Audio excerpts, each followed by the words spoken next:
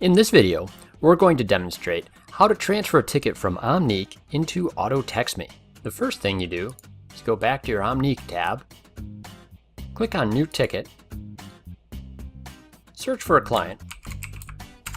We'll use our fictional customer, Joe Palooka.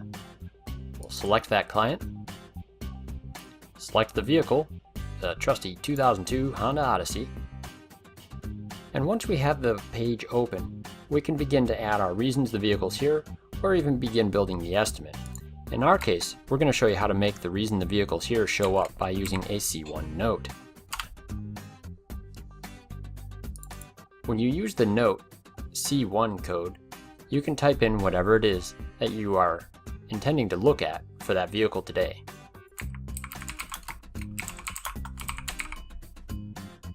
We'll use a rattle over a bump as a diagnostic note.